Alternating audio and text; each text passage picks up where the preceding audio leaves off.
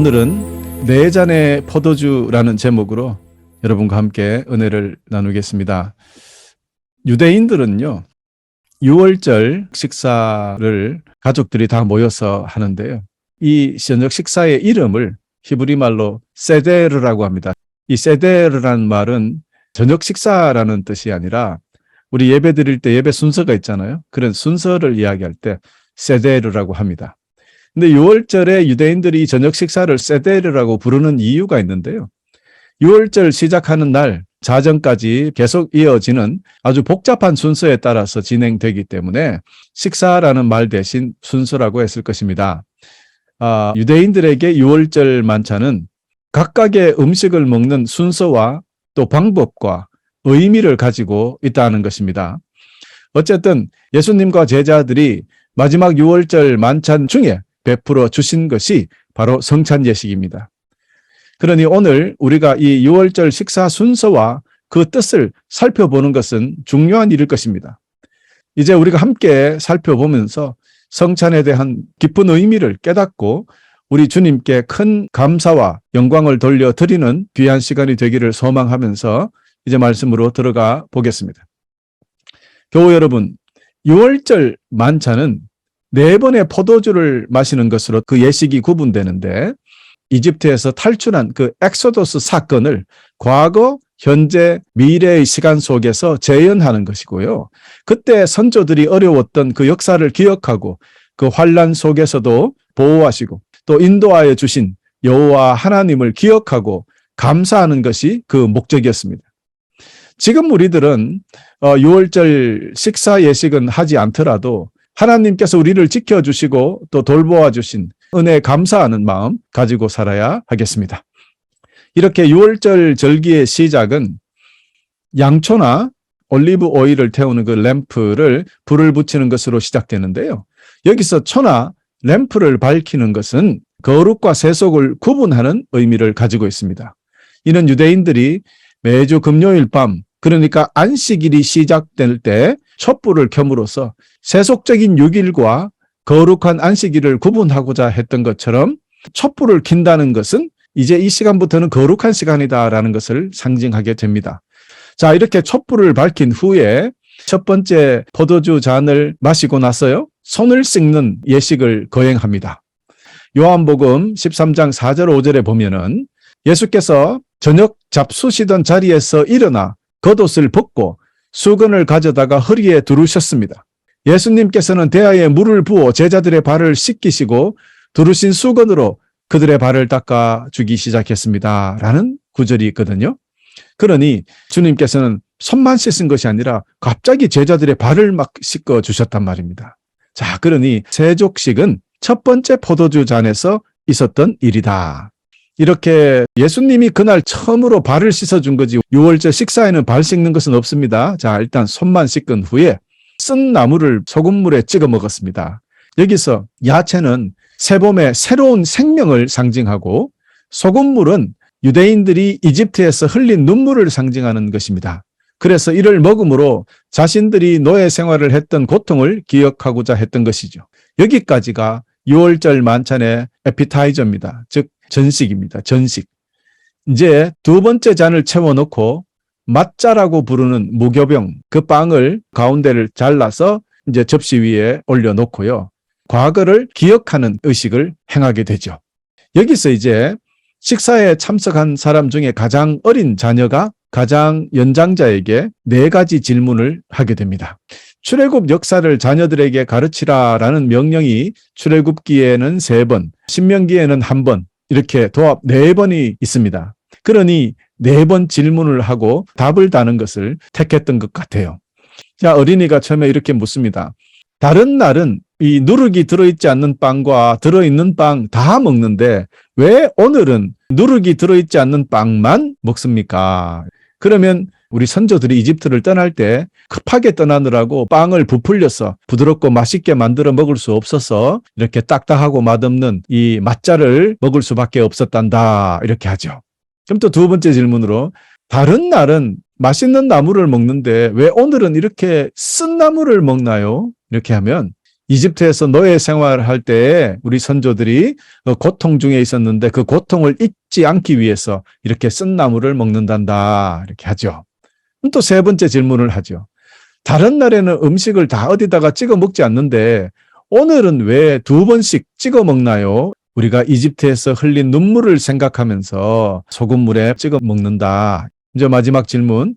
다른 날은 우리가 식사할 때 간단하게 먹는데 왜 오늘은 특별한 잔치를 벌여가면서 이렇게 먹나요? 그러면 이제는 우리가 자유로운 백성이 되어서 편하게 식사를 할 만큼 여유와 기쁨이 있는데 그것을 표현하기 위해서 이렇게 비스듬히 옆으로 기대서 음식을 먹게 되었다는 것을 자랑스럽게 설명을 하죠. 이스라엘 백성들은 한 번도 편하게 식사를 해본 적이 없는 민족이었습니다. 노예로 있었으니까요. 그런데 이제 비스듬하게 옆으로 누워서 식사를 했습니다. 그것이 그들에게는 굉장히 자랑거리였어요. 우리는 이렇게 이제 하나님의 보호를 받아서 이렇게 여유 있게 누워서도 식사를 한단다. 자, 예수님의 제자들이 마지막 유월절 만찬에서는 12제자 중에 가장 나이가 어렸던 요한이 예수님에게 4가지 질문을 했을 것이라고 생각할 수 있겠죠. 그리고 이제 이 4가지 질문과 답이 끝나면 빈 그릇을 하나를 준비해 가지고 인도자가 하나님께서 이집트에 내리셨던 10가지 재앙이 있잖아요. 그 10가지 재앙을 하나씩 이야기할 때마다 약간의 포도주를 입에 물고 있다가 또 뱉고 10가지 재앙 모두를 하나씩 이야기할 때마다 잠시 마셨다가 또 뱉어내고 이런 걸 10번을 한단 말입니다. 그리고 나서 이제 만찬에 참여한 모든 식구들이 하나님께서 이스라엘 역사 가운데 그들에게 베푸셨던 그 기적의 일들을 노래하는 그런 시간이 있습니다. 그 내용은 우리는 옛날에 노예였단다. 그러나 지금은 자유하네. 여호와 하나님께서 우리를 애굽에서 불러내신 것만으로도 만족하다네. 뭐 이런 내용으로 노래를 불렀습니다. 그리고 포도주 2번째 잔을 다 마시게 되는 거죠. 자, 이렇게 2번째 잔이 마치고 나면 3번째 잔을 이제 다시 채웁니다. 그리고 mat자, 이스트를 넣지 않은 빵요. 그 mat자를 먹는 시간인데요. 감사와 축복의 기도를 합니다. 주님께서도 식사 때 예수님께서 빵을 들어 감사 기도를 드리시고 여기에 감사 기도라는 것이 바로 mat자를 먹기 전에 드리신 기도입니다. 자, 그 요걸 다시 이제 해석을 해보면 식사 때 예수님께서 mat자를 들어 감사 기도를 드리시고 이렇게 그리고 그것을 떼어서 제자들에게 주시면서 말씀하셨습니다. 받아 먹어라. 요까지만 하면 일반적인 그 유월절 식사였어요. 또 예수님이 제자들과 지금 3번째 유월절 식사를 하시고 있는 거거든요. 그래서 2번째 유월절까지는 아마 받아 먹어라 이렇게 하셨을 건데 요번이 조금 특별합니다. 이것은 내 몸이다라는 말씀을 하십니다. 자, 여러분. 주님께서 mat자를 들고 감사와 축복 기도를 하시고 제자들에게 주시면서 내 몸이다. 여러분, 여기서 성찬식이 시작되는 것입니다. 여러분, mat자, 무교병, 누룩을 넣지 않은 빵, 이 누룩, 이스트는요, 성경에서는 죄를 상징하는 것입니다. 그러므로 이스트가 없는 빵, 죄가 없으신 주님, mat자를 예수님께서 내 몸이라고 비유하신 것, 상징적으로 하신 것은 아무 문제가 없이 아주 잘 어울리는 그런 비유가 되었습니다. 자, 이것이 지금 우리가 하고 있는 성찬 예식으로 자리 잡게 되었던 것입니다. 또 지금은 우리가 성찬 예식에 주님의 몸을 상징하는 mat자만 먹지만 원래 유월절에는 mat자와 함께 쓴나물도 같이 먹는데요. mat자 사이에다가 쓴나물을 넣어서 마치 샌드위치처럼 만들어가지고 과일하고 견과류, 향신료, 약간의 좀 포도주 이런 걸 섞어가지고 찍어서 먹는데 그 소스 이름이 하로셋이라고 합니다. 자, 이렇게 찍어 먹는데 또 여기서 일이 터집니다. 요한복음 13장 21절에 보면 예수님께서 무척 괴로운 마음으로 제자들에게 말씀하셨습니다. 내가 너희에게 진리를 말한다. 너희 중에 하나가 나를 배반할 것이다. 그러자 12 제자들이 선생님 누가 배신자입니까? 라고 하나같이 다 묻습니다. 그러자 예수님께서 내가 이 빵을 접시에 찍어서 주는 자가 나를 배반할 자이다 하시면서 빵 조각을 접시에 찍어 가룟 유다에게 주셨습니다. 유다는 당황한 나머지 그때 그 자리를 박차고 뛰어나가 버렸습니다. 사랑하는 교회 여러분, 가룟 유다는 제사장들에게 주님을 배신하고 팔아버린 값으로 은 30냥 가지고 있었습니다. 그때. 은 30개의 가치는 400불에서 500불 정도 된다고 합니다. 이 금액은 그 당시 남의 애완동물을 실수로 죽였을 때 사과하는 의미로 주는 돈이라고 하는데요. 그렇다면 자신이 모셨던 주님, 그 선생님을 개값으로 팔았다는 것 아니겠습니까? 여러분, 그런데 더 화를 나게 하는 것은요, 가룟 유다가 이렇게 벌써 마음속으로는 예수님을 다 배신하고 돈을 다 받아가지고 있으면서 주님 왼쪽에 딱 앉아가지고요, 선생님 저는 배신자가 아니죠? 이렇게 이야기합니다. 여러분, 사람이 어떻게 이럴 수 있습니까?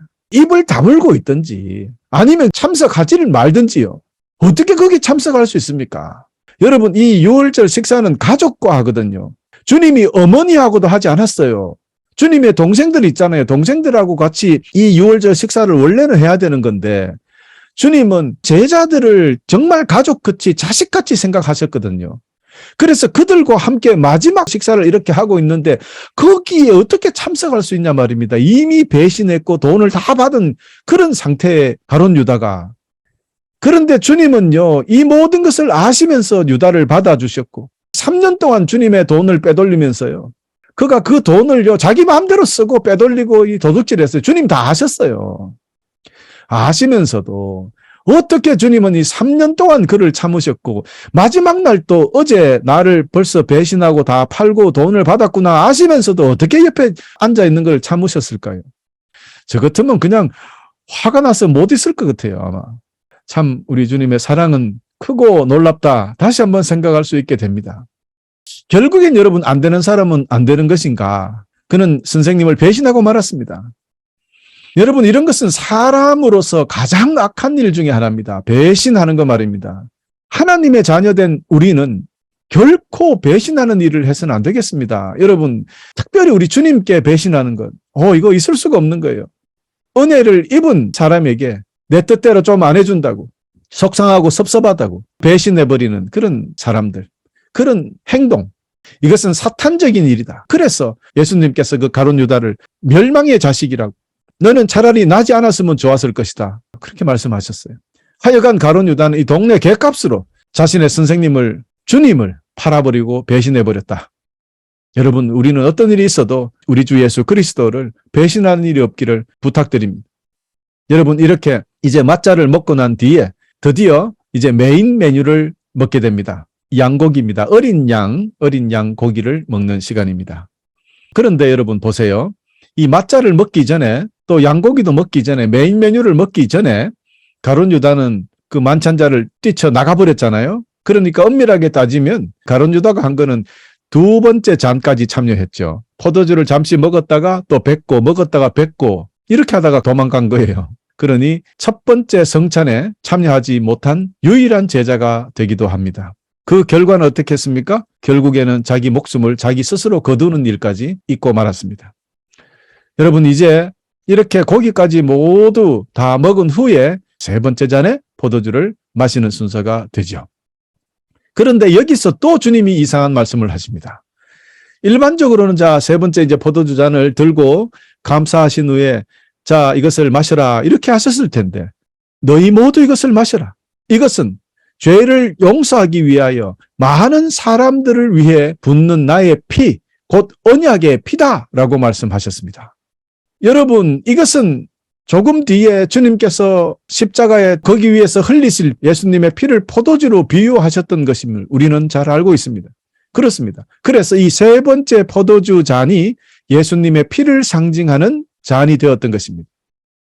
주님께서는 이 피를 새로운 언약, 새 약속이라고 하셨습니다. 그러므로 세 번째 포도주 잔은 언약의 잔이 되기도 합니다.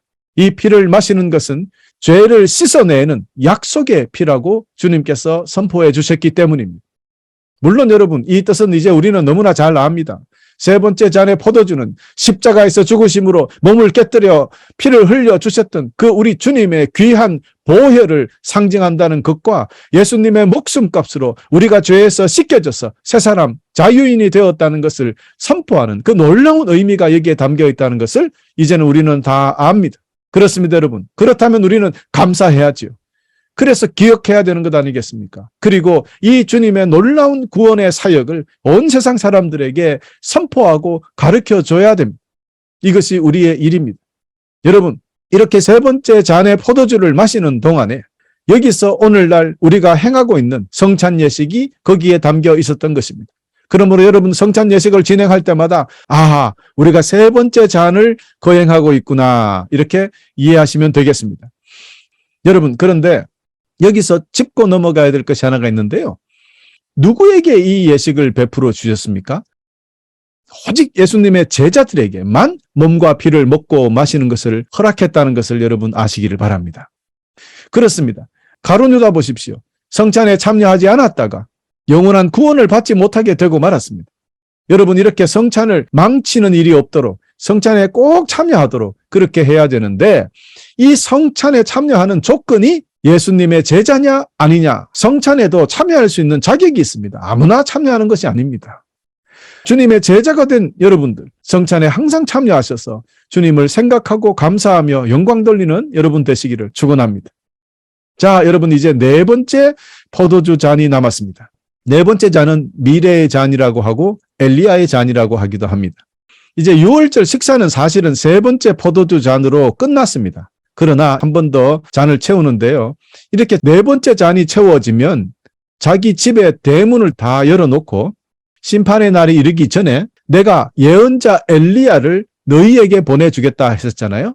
그래서 유월절 식사가 끝나면 이 마지막 네 번째 잔을 채우고 엘리야가 와서 메시아 시대가 시작됨을 선포하는 것을 기대하고 문을 열어놓는 말은 엘리야가 그 문으로 들어오기를 바라는 거예요. 그렇게 생각하면서 유월절 예식이 이제 끝맺게 되는데요. 그래서 엘리야의 잔이라고 그렇게 이름을 붙였던 거예요. 이렇게 식사 순서를 모두 마치면 대략 밤 12시쯤 됩니다. 이렇게 만찬을 다 마신 사람들은 각자의 집에 지붕에 올라가서 감사 찬송을 부르는데요. 그 감사 찬송이 이제 시편 113에서 118편에 기록되어 있는 하나님을 찬양하는 노래입니다. 그때 그 소리가 얼마나 소리가 컸는지 예루살렘 주변의 산들이 흔들릴 정도였다라는 기록이 있습니다. 여러분, 주님께서는 이제 이 성찬 예식을 마치고요.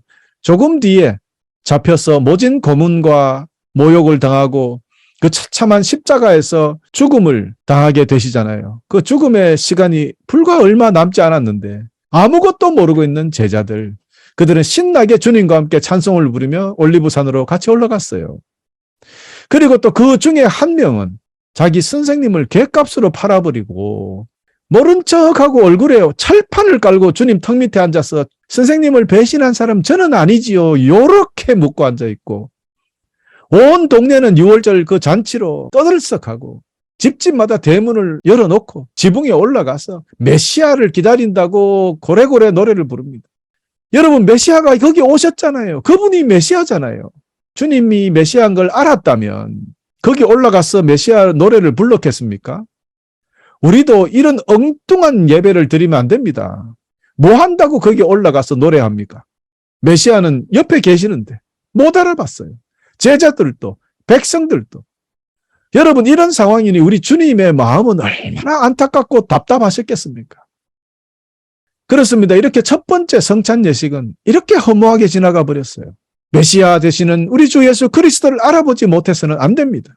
그 주님이 나를 구원해서 저 천국으로 인도하실 분이라는 것을 알지 못하고 있다면, 그저 형식에 치우쳐서 그냥 주일만 되면 교회에 앉아있다고 오면 천당 가는 줄 알고 있고, 남들이 교회 가서 찬송 부르니까 나도 부르고 있고, 남들이 기도하니까 그냥 나도 기도하고, 그렇게 그저 따라하는 그런 성찬 예식이 되어서는 안 된다. 그런 예배가 되어서는 안 된다는 것을 오늘 여러분에게 말씀드리고자 하는 것입니다.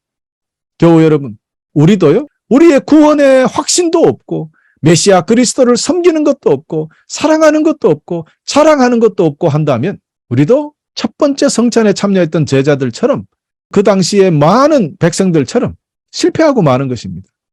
그러므로 성찬 예식에 참여하실 때마다, 또 매번 예배를 드리실 때마다 우리 주님에 대한 확고한 믿음과 사랑, 섬김 멈추어서는 안 될 것이다. 오늘 여러분에게 엄중히 선포합니다. 예수 그리스도의 몸과 피를 나누는 성찬 예식, 우리 손으로 받아서 입으로 먹고 마시니까 우리 육신이 하는 것 같지만 여러분, 사실은 그렇지 않습니다. 성찬 예식은 영으로 하는 것이, 우리 믿음으로 하는 것이, 성령님의 강력한 능력으로 하는 것입니다. 우리가 이렇게 성찬에 참여한다면 성찬의 능력은 우리 삶에 그대로 나타나서 우리가 능력 있게 살아갈 수 있게 되는 것입니다. 할렐루야. 사랑하는 교회 여러분, 말씀을 맺겠습니다. 성찬에 참여하실 때마다 귀하신 당신의 몸을 깨뜨려 우리에게 주신 우리 주 예수 그리스도께 감사와 영광을 올려드려야겠습니다. 성찬에 참여하실 때마다 주님의 보혈의 능력이 여러분 삶에 고스란히 드러나서 모든 세상 사람들이 이를 통해서 주님을 만나고 주님께 돌아오는 역사가 있기를 간절히 소망하면서 네 잔의 포도주 이 말씀을 마치겠습니다.